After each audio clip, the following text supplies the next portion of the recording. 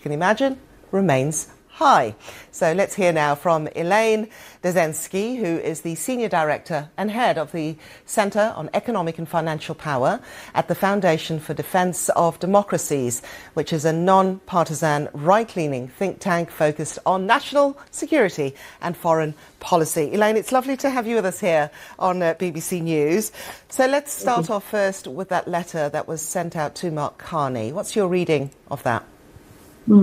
Interesting and maybe somewhat unexpected to see some additional tariffs coming on such a close trading partner of the United States.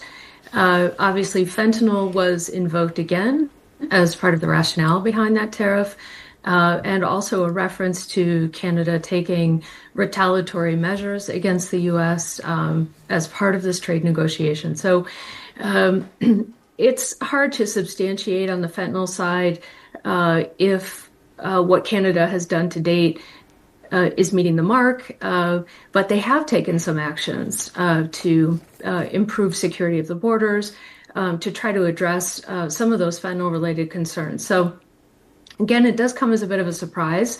It may be a tactic to keep some pressure on Mark Carney's government to stay at the table and to try to move towards resolution as quickly as possible.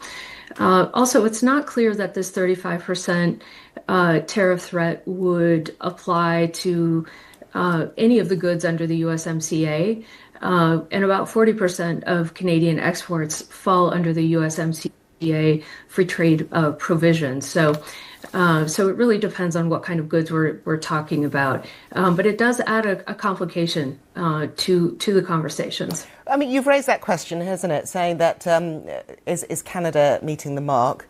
What do you make then of the fact that the European Union so far has not been on the receiving end of one of these letters, a sign perhaps that the talks are going well?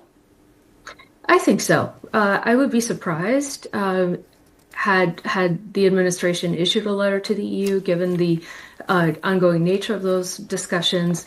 And now with the extension to August 1st, it's only a couple of weeks away. It's not like we're talking about a 90-day extension. So I actually think that may suggest that the two sides are getting closer to a framework deal. Okay, Elaine Dezenski, thank you very much indeed. Thank you.